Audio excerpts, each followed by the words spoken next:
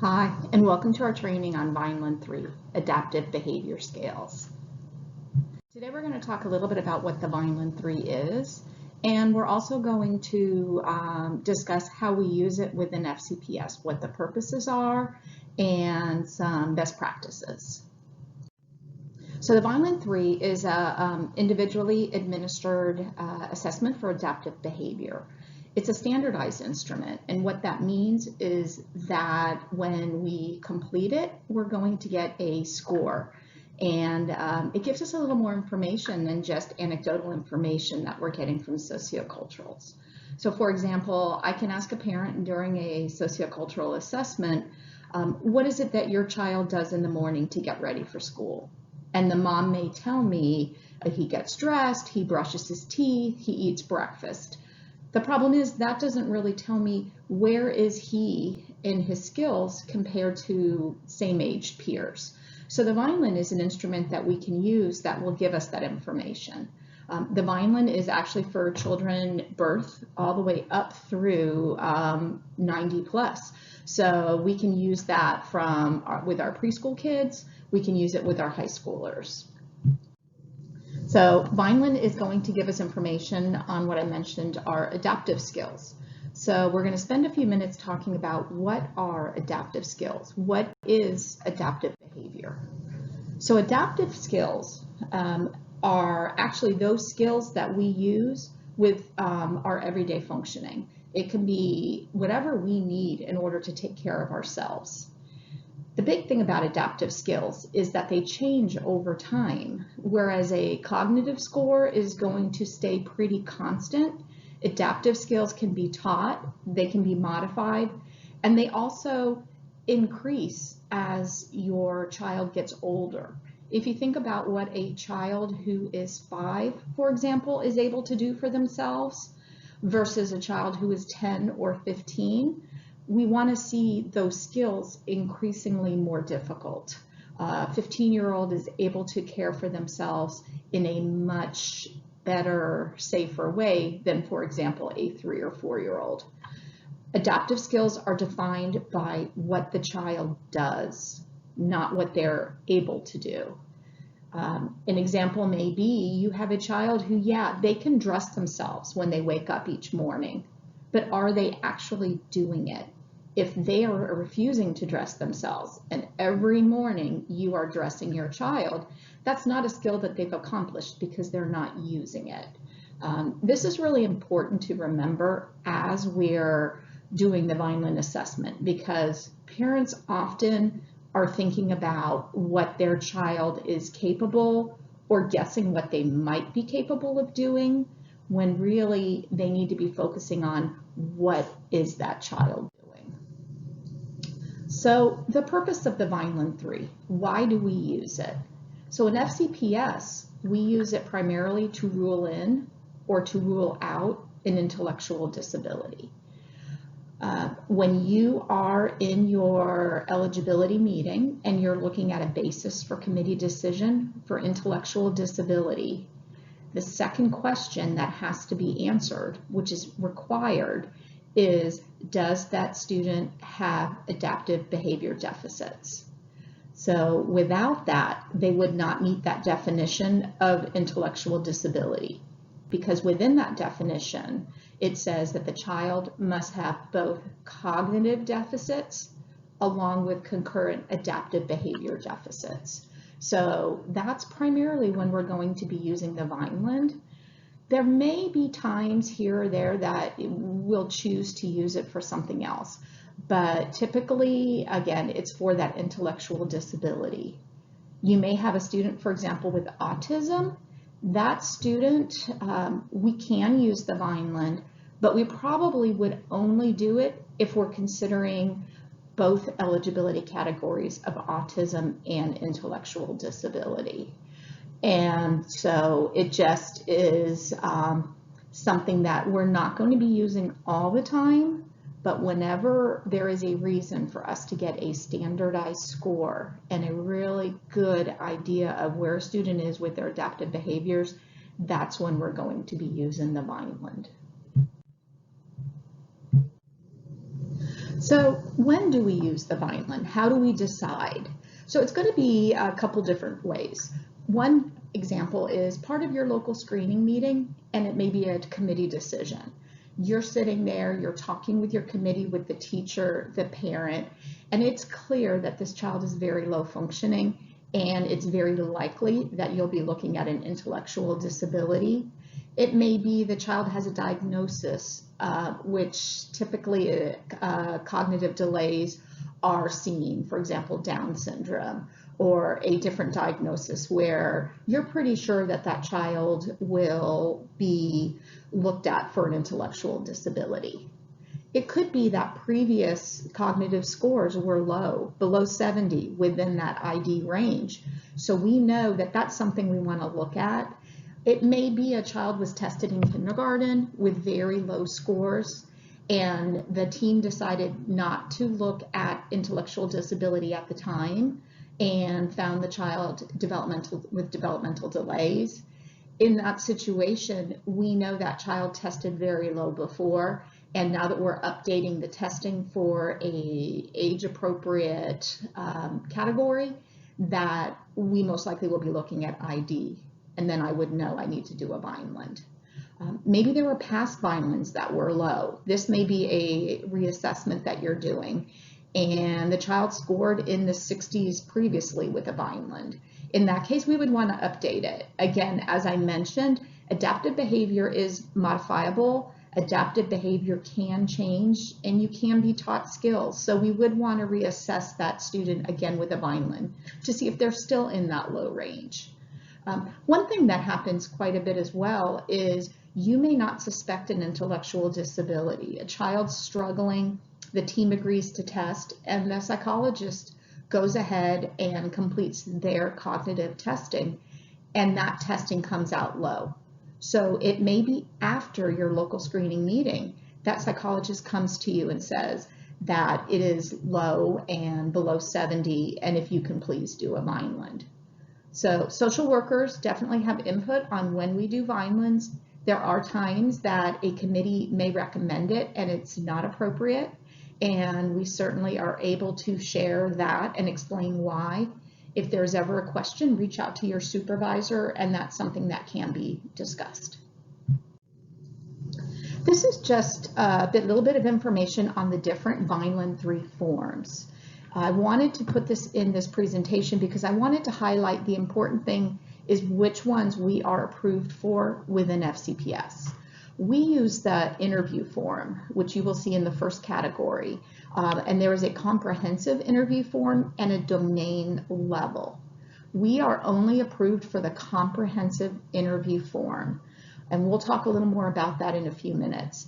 But what that means is that we will be using this form with parents, and we will go through 3 main domains and 9 subdomains, which are all the different areas that are going to be assessed when we use that form. So the total item count, 502 questions, but you'll see in a few minutes we will not be going through all of them, but we use the interview form and we use the teacher form. So we do not use a parent caregiver form. You will not have access to a paper protocol for the parent caregiver form, although when you're on the computer and you're using it online, you will see it. So I wanted to highlight this so you know that that is not one that we are approved to use. We do not even have an account to be able to score that. So again, interview and teacher forms. Preparing for the Vineland-3. So you've gone through your local screening. You know you need to do the Vineland. So now it's a question of where do I go from there? I need to decide which forms to administer. That's easy for us. As I just mentioned, we are approved for the interview form and the teacher form, and best practice says that we're going to want feedback from both parents and the teacher. And the reason for that is because, as you know, kids respond and behave differently in different settings. So we really want to make sure that we have a good idea of what's going on with this child. We oftentimes will have a parent saying the child doesn't do X, Y, and Z at home. They're not able to do it, but at school, they're doing it. So we want to get both. And there's going to be times that you might not be able to get a teacher, or you might not be able to get a parent to help you complete this. And in a few minutes, we'll talk about those few times. But again, best practice, we want you to administer the Vinelan to both parents and to the teacher. So selecting your respondents, again, you're looking at teachers. We want a teacher that knows the student. We want a teacher that is going to be able to respond appropriately, not just guess, and really have an idea of what that student is doing. That may mean that for a student who is just back from school, from summer break, and just started a new teacher, I may reach out to the teacher from the previous year. Or if it's a high school student with multiple teachers, we want a teacher who knows that student the best. So maybe it's a special ed case manager or teacher that follows that student around. We also want to decide between online and paper. Our preference is that you do it online. There's a lot of pluses, a lot of bonuses to doing it that way, which we'll talk about.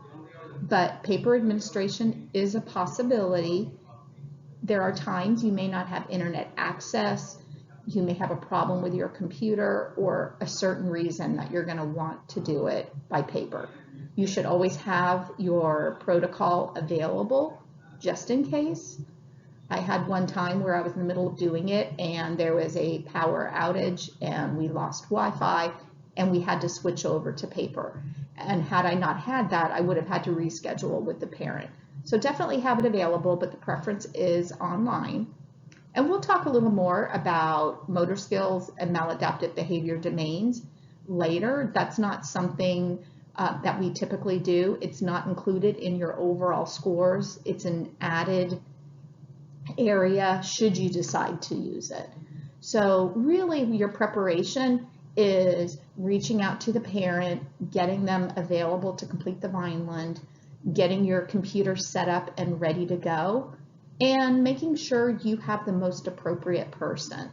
If it's, for example, a parent and it's the father who is going to come in to do that, and he travels full-time for work and really isn't home a lot to know and understand what does it look like for that child at home? What does morning routines look like? What are they able to do? He may not be the best person.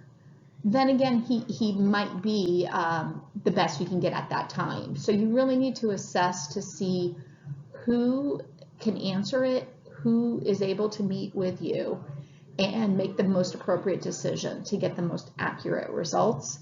And again, selecting the most appropriate teacher.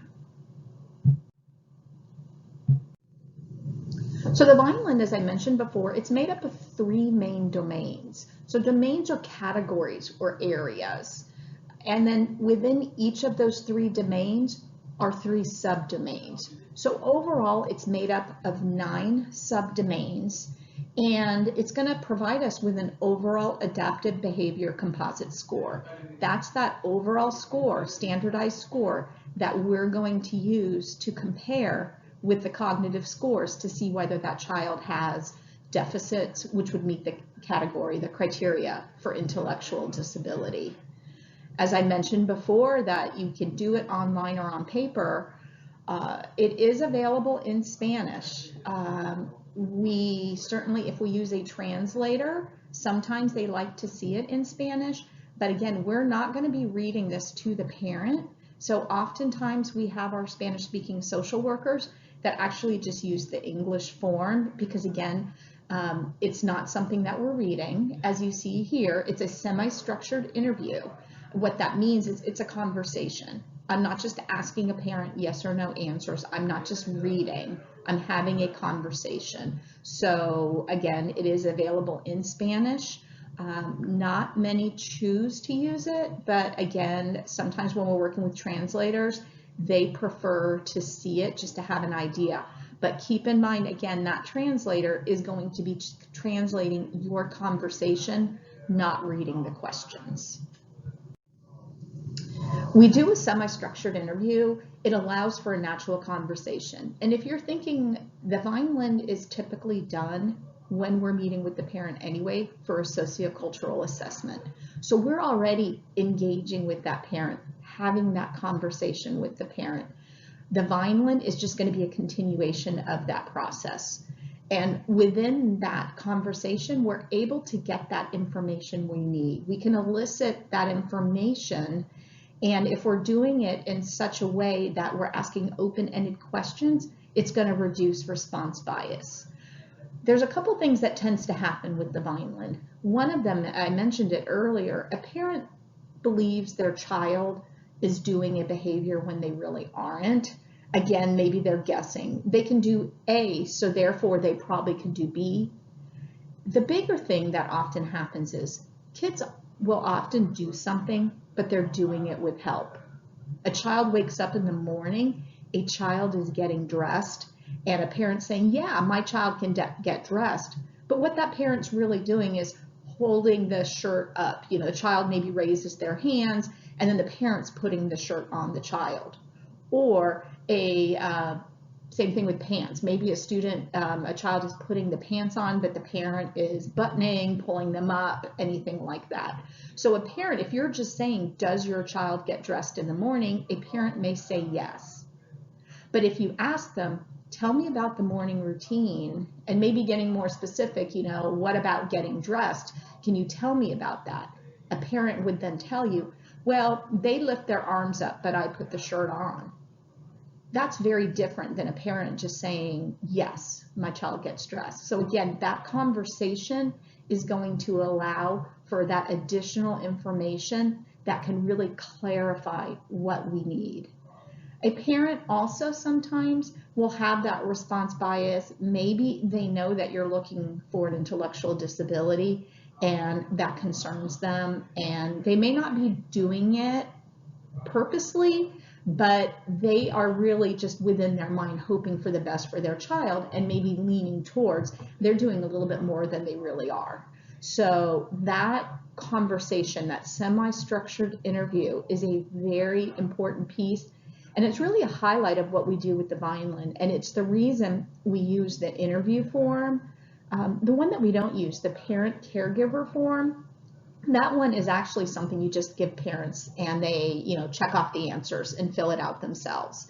And we specifically are using that interview form for this conversation piece with parents. So we've talked about it a little bit, but here you can see the different domains and the subdomains that are going to be assessed within the Vineland. The three main domains are the communication, daily living skills, and socialization. Within the communication, we're looking at receptive and expressive language and also written. Daily living skills, personal, domestic, numeric, community and school, community, and the socialization piece, the interpersonal relationships, play and leisure, and coping skills. So as you can see, we're pretty much looking at all the areas of self-sufficiency. We're looking at, you know, what a child does. Can a child take care of themselves? Can they tell time? Do they understand about money? Do they have friends? Do they play with their friends? Do they reach out to others if they need help? I can go on, but really everything that we would need could be fitted into these 9 subdomains. Motor skills is an optional area. It's not included in the overall adaptive behavior composite, so we do not need it for our assessment for looking at ID, and it is something that we typically don't need to do. It's good for kids up through age 9, but if you think about it, if you have concerns about a child's motor skills, if you're feeling that a child needs to be assessed in that area, your screening team is probably going to sign off on PT or OT evaluations. So it really isn't information that we need. It's not information that would really give us anything. There are times that you may decide you want to do it. You can. The Vineland assessment itself can take some time to do.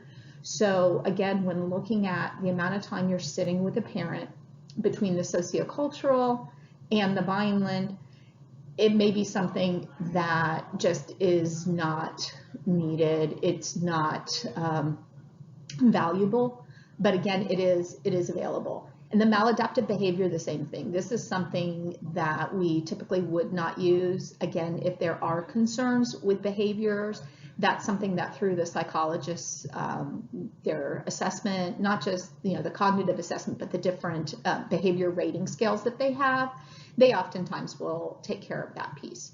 And so again, those two are something that you can choose to do, but it's not something that we do on a regular basis. So I'm with a parent and I've completed my sociocultural, and at that point in time, we're going to move into the Vinelan. Now, typically, like I say, the Vinelan is completed when we are with the parent for the sociocultural. The great thing about that is by the time we get to that Vineland, we already have that, we've already engaged with the parent.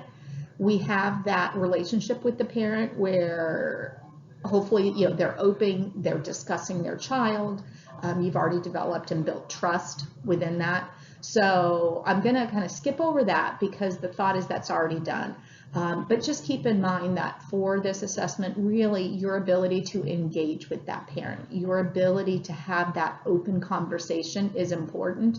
So if you do think you need a little more time with that and building that relationship, definitely that's primary and number one.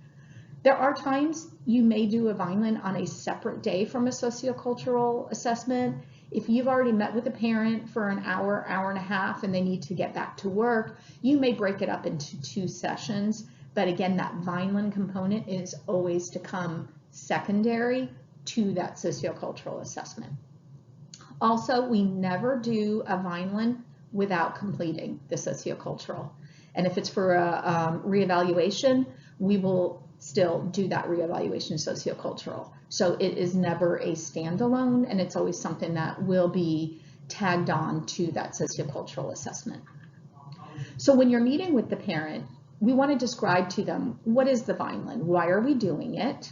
And explain to them, make sure they understand what adaptive behaviors are, and a little bit about kind of the prior conversation that we had about how adaptive behavior skills grow over time. And we want to see, what is it that they're able to do? What is it that they're doing at home versus doing at school? And I always feel it's really important to emphasize with the parent that this gives us some great information to compare and to really see where the child's at in both places, so we know where we can work with them. So we want to also emphasize that there's no right or wrong answers. We don't want them nervous. We don't want them overthinking anything, that it's just a conversation.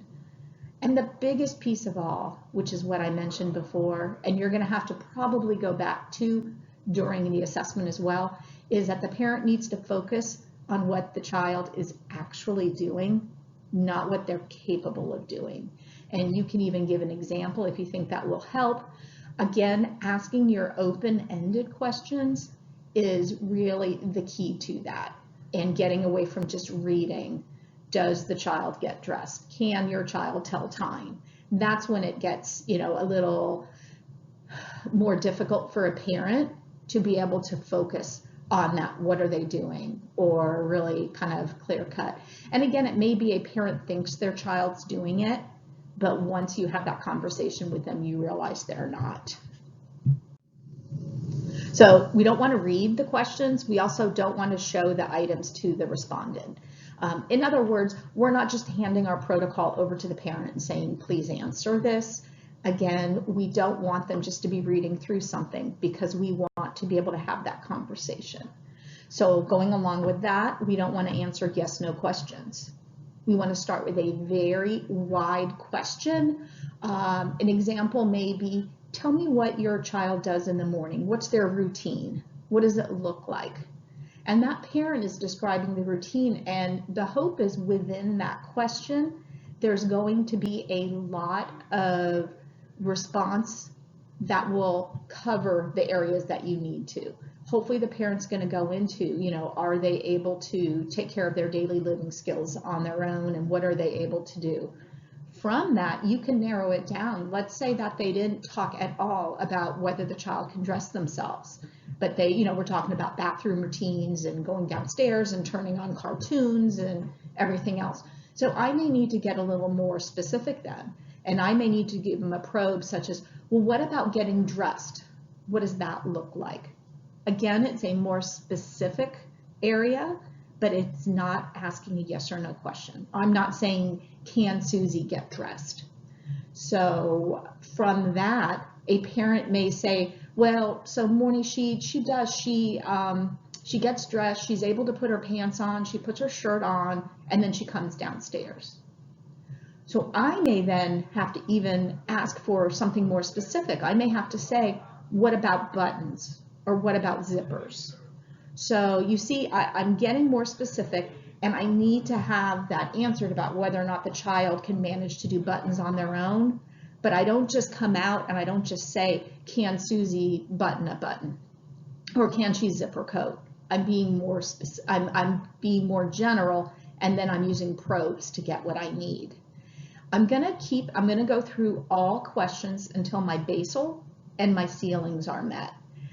Basals and ceilings are something that some of you may know about and others may not have an idea what I'm talking about. We're gonna go through that and I will explain that to you. But the bottom line is a basal is going to be where I get to the point where I know that it's kind of clear that child can do any of these behaviors. They're very simple, easy behaviors.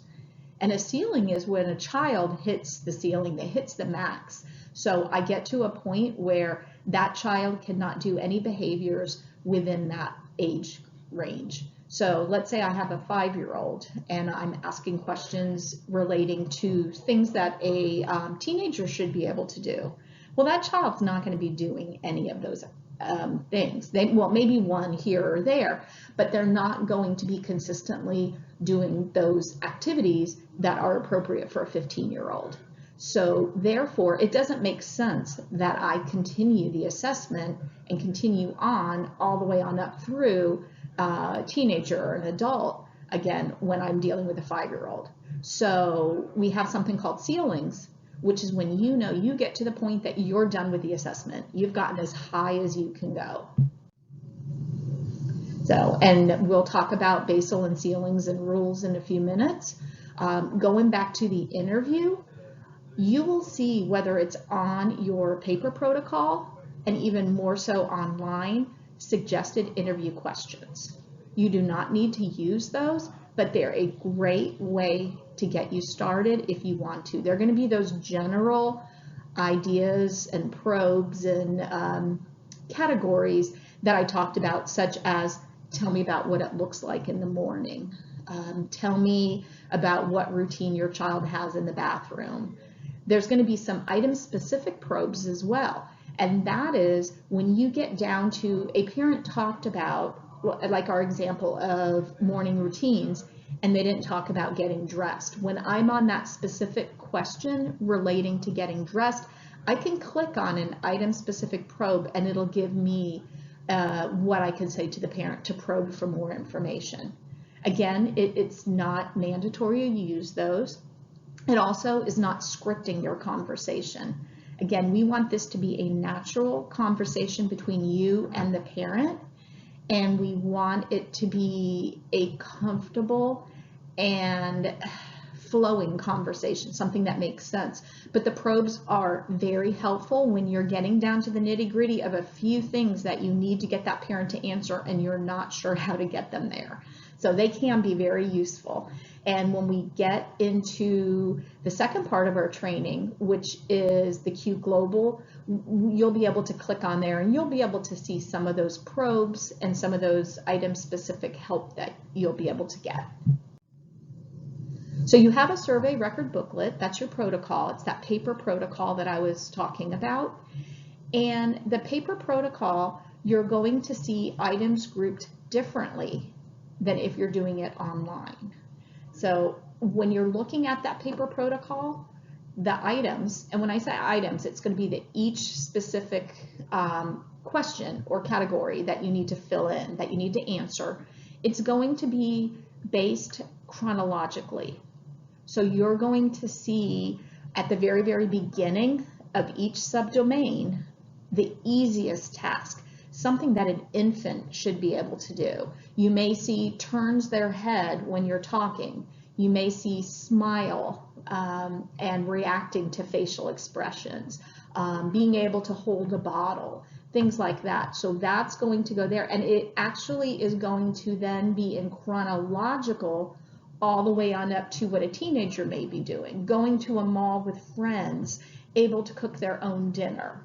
So what that means is when you're looking at that protocol, you're going to feel like it's jumping around everywhere between different subdomains, between different topics. So you may see something relating to money, and then the next question may be relating to time, and then relating to something having to do with preparing food in the kitchen.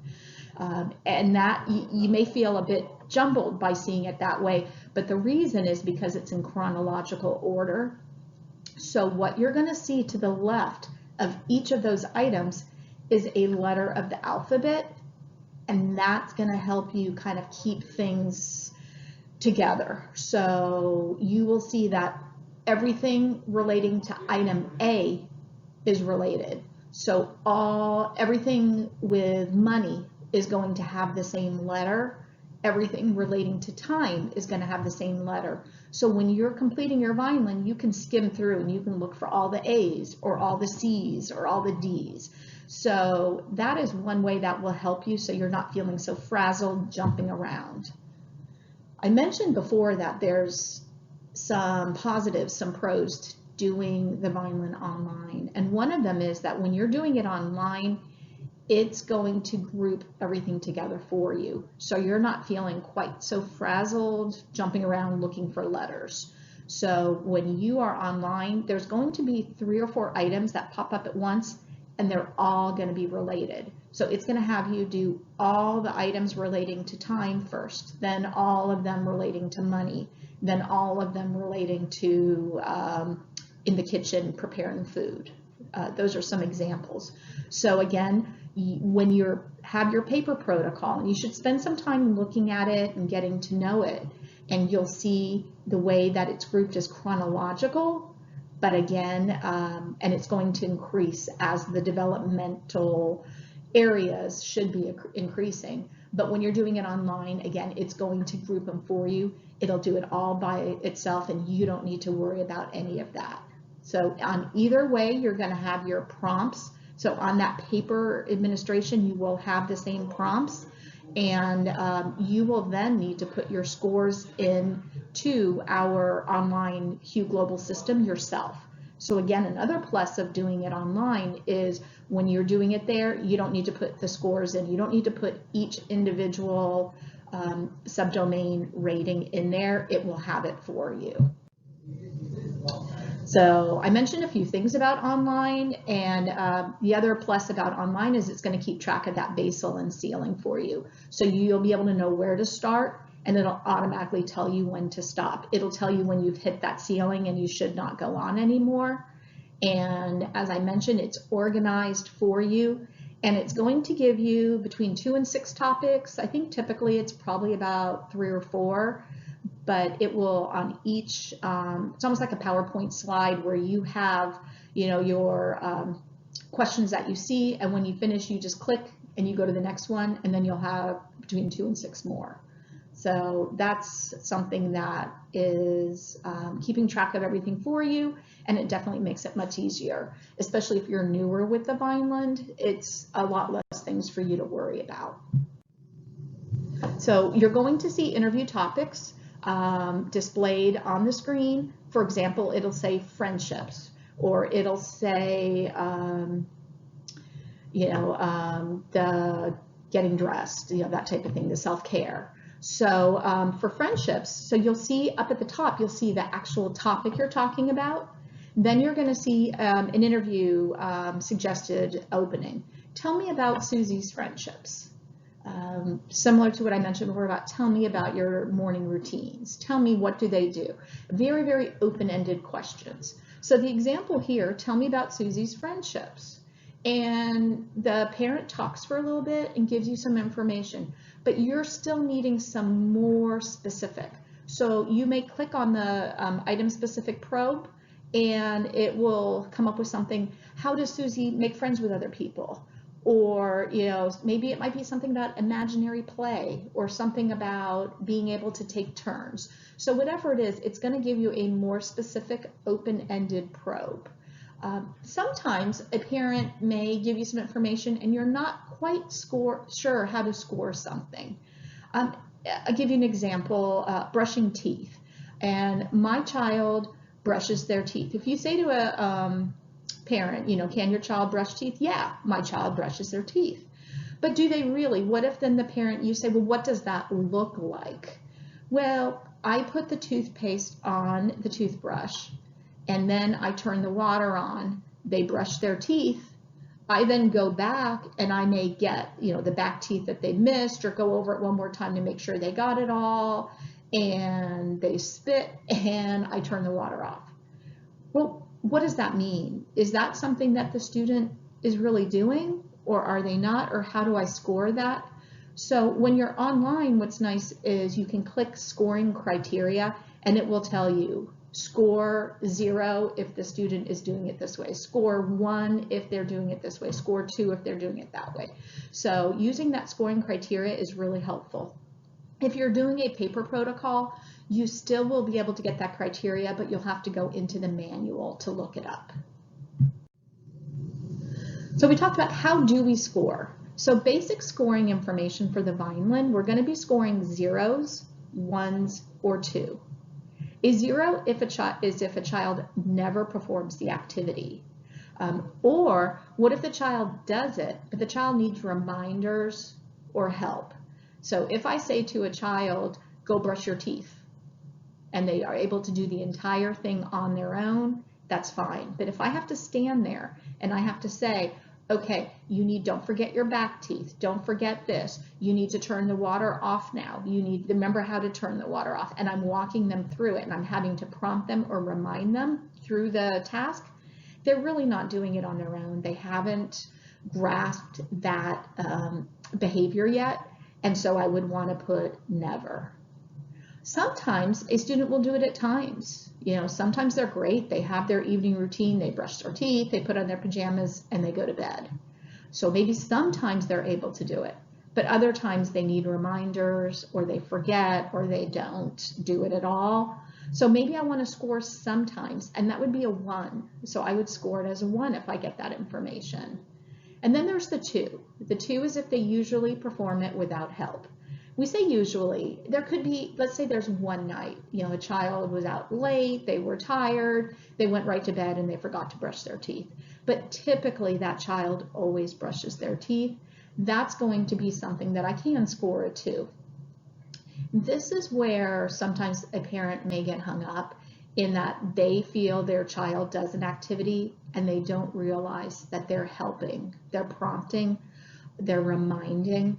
And so again, this is where we want to have that open conversation, not just asking, do you do it, yes or no, and really taking the content of the information the parent is giving us, and we need to decide, is it a 0, 1, or 2? I don't want that parent to tell me. I don't want to just read something and have a parent say, oh, that's a 1, and read something else, oh, that's a 2.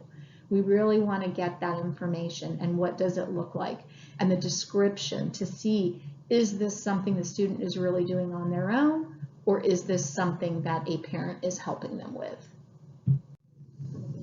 So we talked before about a basal and a ceiling, but a basal is established when that student, that child, performs the activity that you're asking 4 consecutive statements 4 times in a row. So it's when I respond with a 2 4 times in a row. And we'll talk a little bit more about this. Again, if you are doing it online, you will not have to worry so much because the computer is going to tell you when you hit that basal. But what that means is basal, and then let me show you ceiling real quick, and then I'm going to give an example. The ceiling is when the individual has 4 consecutive items that they can't do. So I'm going to give you an example of a basal and a ceiling, something very simple. Let's picture a spelling test. And I have a student that I am giving words for a for them to spell. And I start and they're doing fine, let's say. So I'm going to get harder and harder. And so I start with words such as cat and dog and I'm getting all the way up to words such as tsunami.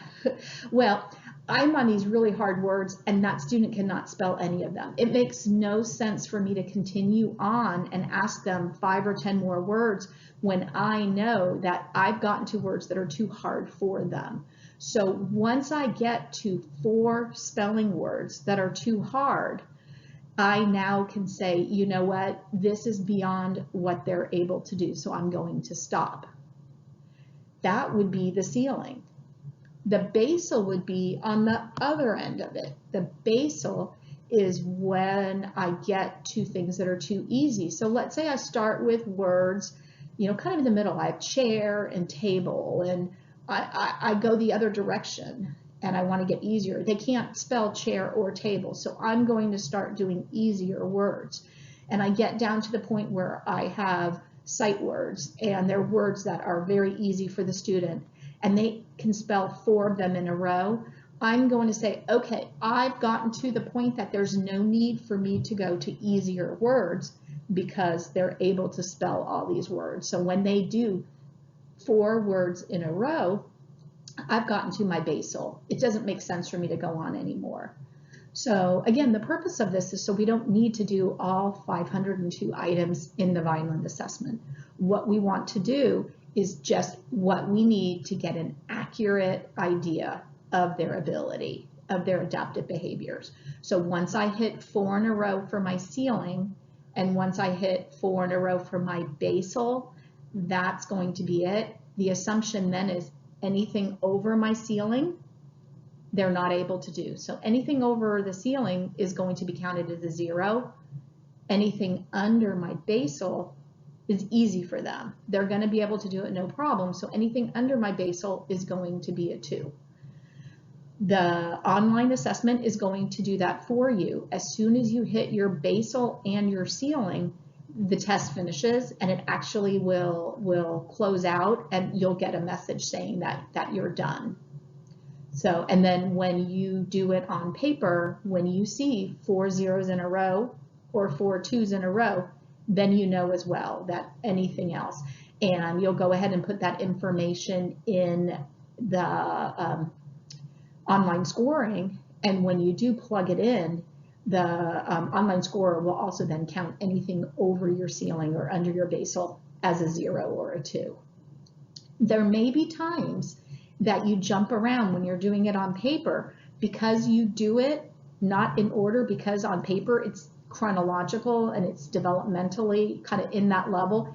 It could be with you jumping around that you may have a 0, a 1 or a 2 somewhere, but you may not know that you have 4 in a row for a while. So you're just going to keep going. And if there happened to be a 2 over your ceiling, or if it happened to be a 0 under your basal, it's still going to count as 0s and 2s. Again, you hit that point where that student has showed that pretty much that's the ceiling of what they're able to do. So we need to ignore those kind of few scores here or there. And again, when you're putting it into the online Q Global, it'll do that for you. So I think with the Vineland, this is the most difficult piece for everyone to learn and to understand. And again, I don't want you to worry too much about it, because when you are doing this online, it is going to take care of that for you. So it's more needing to have an understanding of what a basal and ceiling is than actually being able to, figure it out and score it all. Reach out to me if you have specific questions. We'll continue to go over this. And as you become more comfortable using the Vineland, you'll understand this piece of it a little bit more. So there used to be don't knows and no opportunities, and the Vineland-3, that was in the Vineland-2. The Vineland-3 does not have that anymore, but what the Vineland-3 does have are estimated item responses. And that is where we think that somebody who's really familiar with that student, somebody, whether it's a parent or even when you're doing the teacher assessment, that they're so familiar with the student that they can have an educated guess. And an example would be a parent who may not, I'm trying to think of an example. Let's say a parent who doesn't have a computer at home and there's a question about using electronics, and that parent knows that the student uses it at school, and that parent is aware that the student has gone to the library to use it, and so therefore that parent can have that educated guess that, yeah, I haven't seen them ever myself personally use it, but I know they use it all the time. So that's just a very general example, but again, we use that estimation, few and far between. It's really when there's not the opportunity. And I want to mention that because if you estimate too many items, it's going to invalidate your test and you're not going to get a valid standardized score. The thought is, if you're estimating too much, that means the child is not doing that behavior at home, and it's probably a behavior they should be doing. So really work with a parent when you're talking with them, and if a parent's saying, well, yeah, I can estimate, I think they would be able to brush their teeth because, they can do other things, but I still do it for them because I don't trust that they'll do a good job. Well, really, is that something a student should be doing at that age? And is it really more something that that student hasn't mastered that skill yet? And should it be a 0 or a 1 as opposed to an estimated 2? So again, we want to be really careful with how we estimate, and we want to not use it too much, but also really take a look at, is it something that the student should be doing and that that parent or that teacher should be seeing?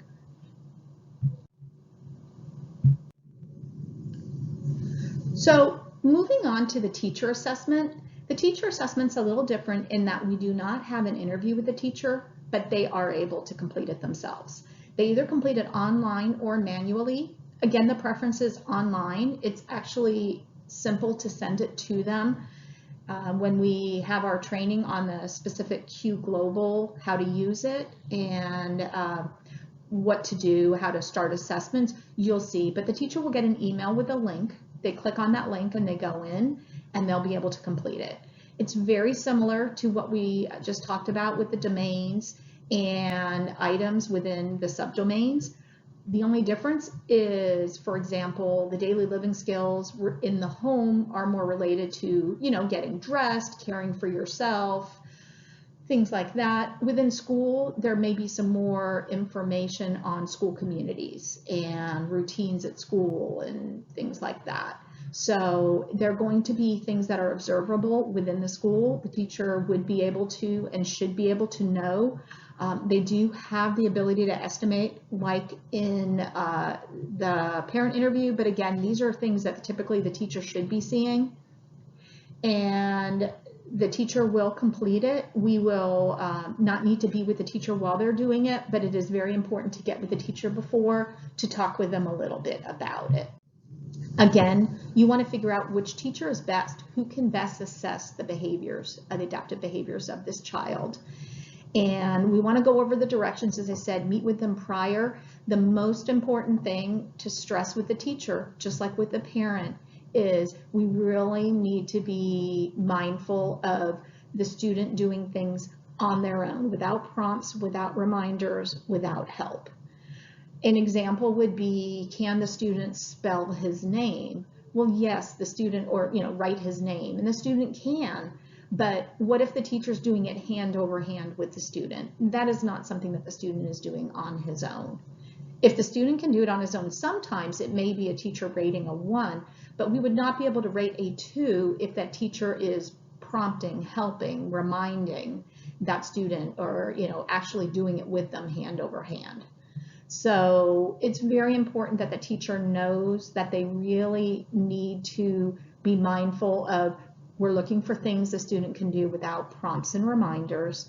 And teachers, they're wonderful. They often have prompts and reminders built in with students regularly. So they'll have to really be thinking about their responses.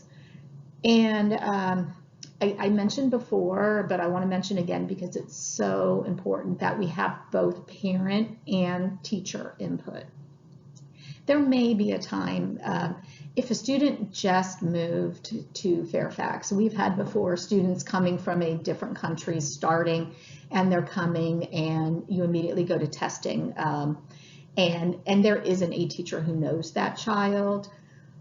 Or I had a situation once where it was a student who the parent was not available, and the student had just moved in with the aunt. They were living somewhere else, and that aunt was not able to appropriately respond. We would want to, if possible, call a parent by phone. We would want to reach out, but in this situation, there was not a parent available, and we had no choice. Those are few and far between. It's something I would want you to talk with your supervisor about, because it's so important that we have that accurate picture of the student both in school and at home. We want to make sure that the deficits that we're seeing are not due to something that maybe is just going on in the home, or difficulties with a child at school. I had a child once that had such anxiety that he wasn't performing or doing anything, but at home he was. At school, he really showed himself to have the characteristics of a student with an intellectual disability in many ways. But when I did a home visit and I saw what this child was doing at home, he was like a different child. So it is very important that we have that perspective of both places. So we, going on with pretty much what I was just saying about having the viewpoints from both places, also that response bias, and if there is a parent or if there is a teacher that, despite reminding them that you are just very concerned that it may not be an accurate representation of that student, it is very helpful to have that other area. Teachers and parents observe different things with children, and teachers and parents have different ways of approaching expectations. If you have a home that, for example, a parent very much wants to do everything for a child, sometimes cultural differences may impact a home. Sometimes it is a parent who works many, many hours and may not spend the time or have the time to allow that child to dress themselves, and they're in a hurry in the morning, and so they just throw the clothes on and it's quicker and easier to do everything for themselves, versus at school where the expectations are different and that student is able to do those activities. So we really want to get an idea of both places. It also is such useful information with meeting with a parent. I've had parents who, once they see everything a child is doing at school, they realize, I really need to start working on this, and I really need to move forward and start picking skills that I can work on. So it is very useful as well. Scoring with Q Global, anything that you complete online is going to automatically be scored for you. We'll go over in the second part of the training how to get those scores, how to get your reports. If you are doing it on paper, if you're using a paper protocol, you will need to use Q Global as well, but you're going to have to put those scores in. It's simple to do, but it is something that you will need to take the time to do. So there's different reports that are offered on Q Global. We'll go through that, and you can see where you check off. There's ways that you can compare domains. You can compare how is the child with their daily living skills versus their social skills. You may want to compare even subdomains, and really take a look at where are the child's strengths, where are their weaknesses, something for you to build on, but also what do I have to work on. You can also compare Vinelans over time. You can compare what was done 3 years ago. Excuse me. You can compare what was done 3 years ago with what you just did to see how has the child grown, how has the child changed.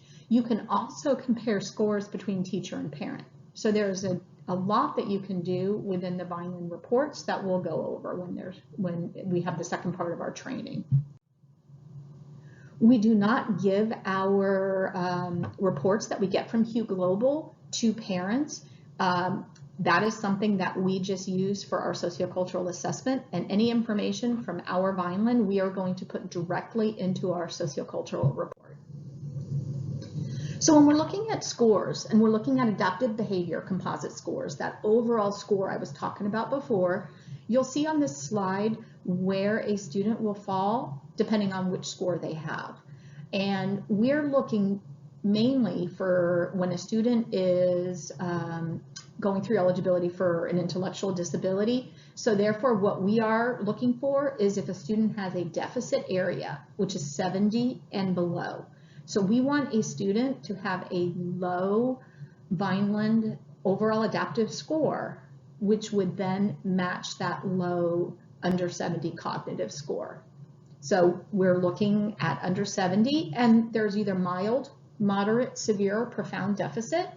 And when we're going to put it in our sociocultural report, we're going to want to say and document that that student has the low Vineland score, and we want to document where the deficit is, whether it's mild or moderate. Just like on the basis for committee decision at your eligibility meeting, you'll also be documenting these scores. The Vineland-3 write-up, as I mentioned, you're going to put it in your sociocultural assessment. You're going to put it within that adaptive behavior section, and you'll put it after what you would already typically have in there with the parent, and what you would typically put in there, your anecdotal information. So we do have a template. There's a chart that we use that we put the actual scores in, where we're going to state what the individual domains are and where those domains fall. Is it adequate? Is it moderately low? Is it low? So the chart is on Blackboard. I also provided the chart for the new workers in the new worker training Google Classroom, and you can cut and paste that chart and put it directly into your sociocultural assessment. We always include not just the chart, but we want a verbal write-up of what we're seeing. What are the strengths and weaknesses, and what are recommendations we may have. We also want to include previous Vineland scores. So we want to be able to compare where they were before with where they are now. So we also want to take a look at parent and teacher scores. Both of the scores are going to be in the chart, but we want to be able to compare, contrast the two scores. What is it that we're seeing? What are the strengths? What are the weaknesses? One of the most important things to put in your write-up also are special circumstances. What are the reasons that you see that could be impacting this score? Just as a psychologist, if they have a cognitive score that comes out real low, but they saw that child was very sleepy that day, or they saw that child was having great difficulty sitting still, or there was band practice next door that was distracting, they're going to put that in their report. It's really important that we also take a look at, are there any circumstances that could be impacting our scores? It could be many things. It could be a child with behavioral problems who's just refusing to do everything, and we really think they're capable of it. They're not because of their behavior. It could be lack of exposure, second language, cultural factors, also physical disabilities. It may be that a child is not mastering certain activities because they're not able to. They're not able to see, they're not able to hear, and it is impacting. So we want to put those reasons.